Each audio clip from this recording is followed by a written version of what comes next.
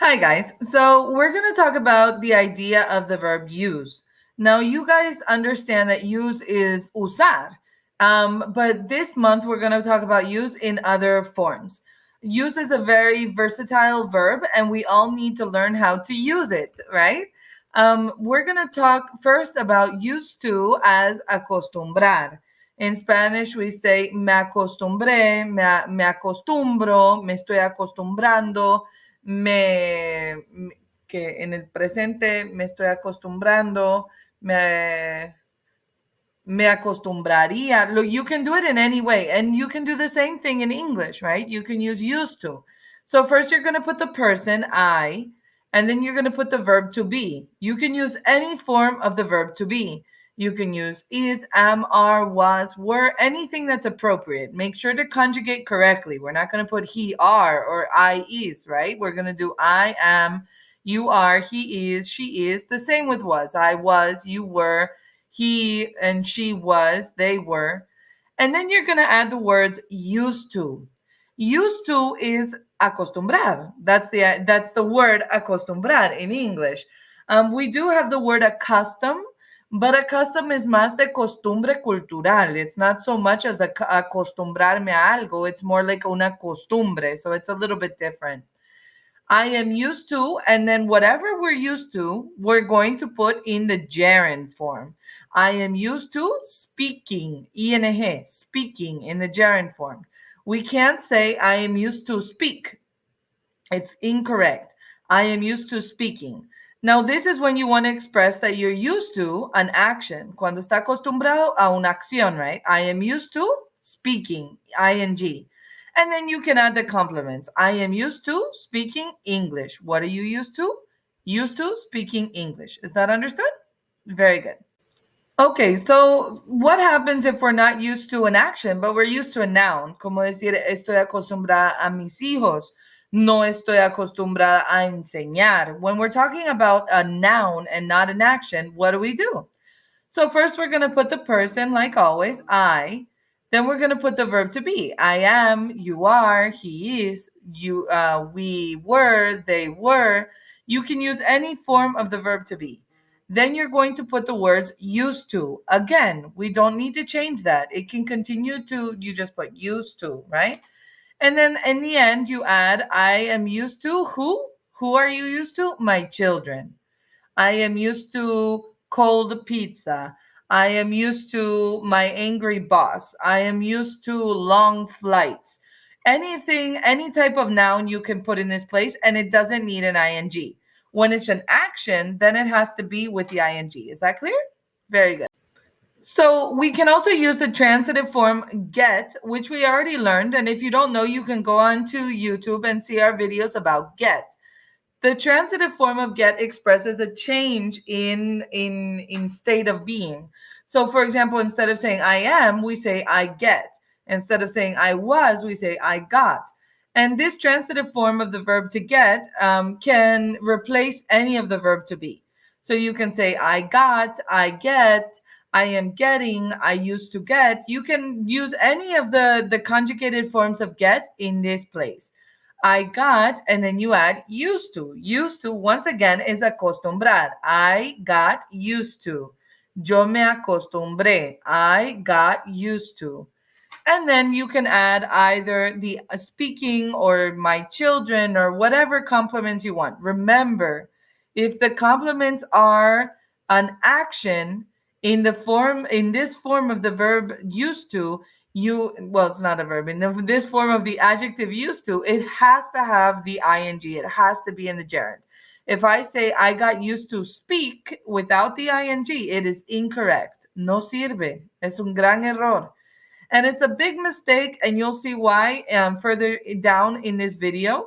Because in the end, if you don't put the ing, lo puedo confundir por otra cosa. Like, it's muy similar a otro tenso, a otro concepto que vamos a ver más adelante. So ese ing, si estoy expresando que estoy acostumbrada a una acción, debe de ir sin falta, ¿verdad? Very good, guys.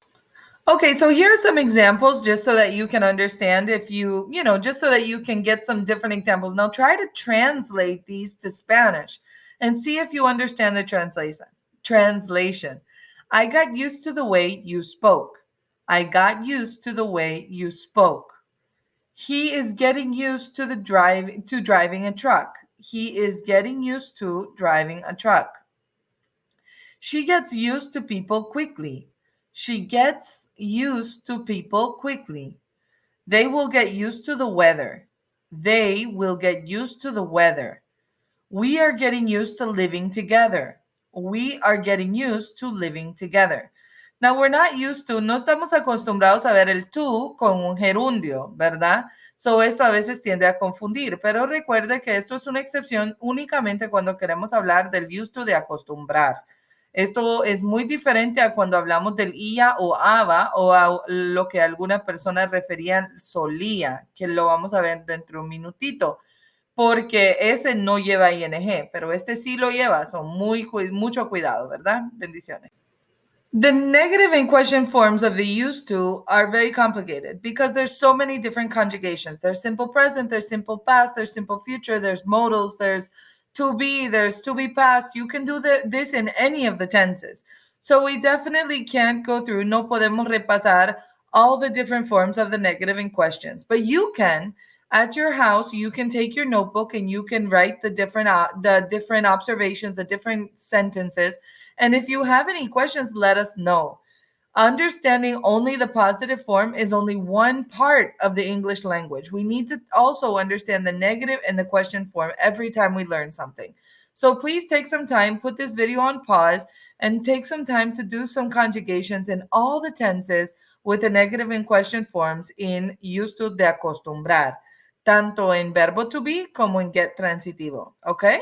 Very good. If you have any questions, there should be questions because this is very difficult. So let me know. Send me pictures. Show me what you're doing, and I'll give you some comments back.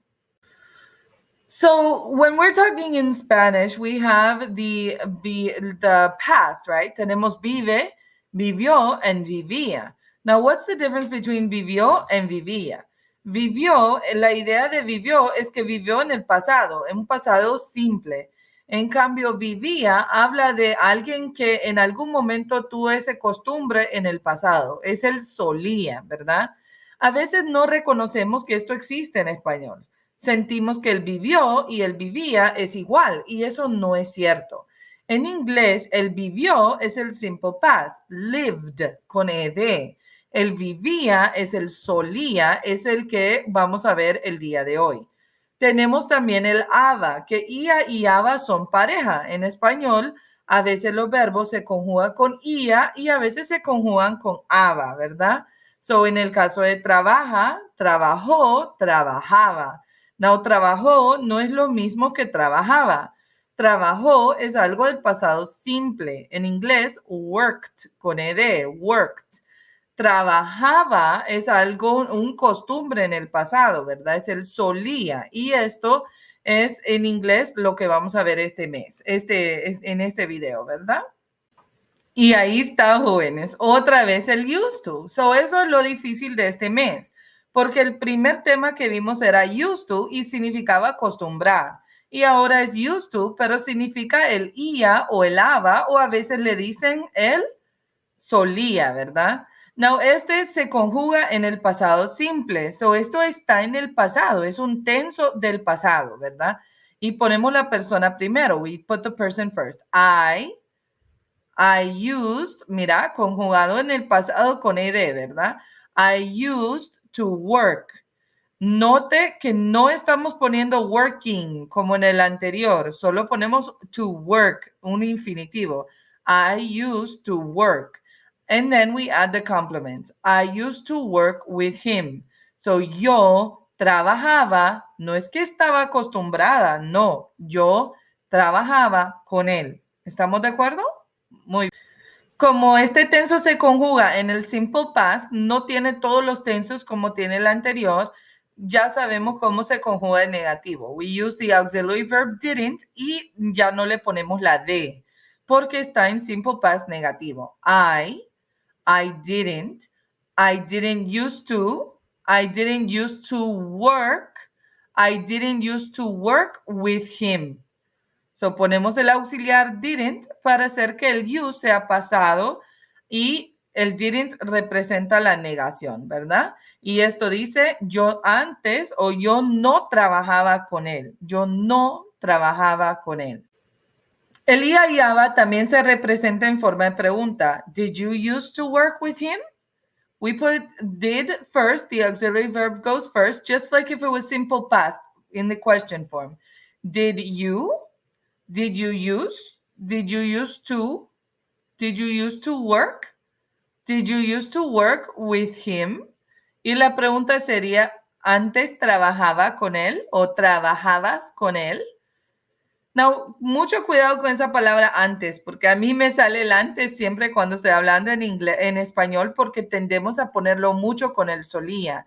Antes vivías en Choloma, antes trabajabas en Fruit of the Loom, pero ese antes en inglés no se puede traducir before, porque before en inglés es como antes de algo, como antes de salir de la casa me lavo los dientes o antes de clase me tomo una taza de café. So, eso es diferente, ese tipo de antes. O este tipo de antes se representa con el used to.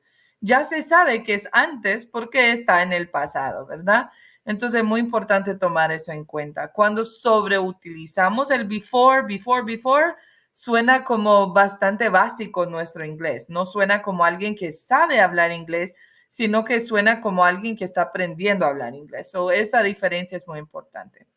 Bueno, chicos, espero que hayan entendido. Este mes requiere un sinfín de práctica. Todos los días deben de practicar. El video está para que lo puedan ver hasta 10 veces. Los ejemplos que estamos haciendo en clase son muy importantes. Traten de fortalecer su estudio con el hacer ejemplos, un cuaderno y practicar, ¿verdad? Que Dios lo guarde. Bendiciones.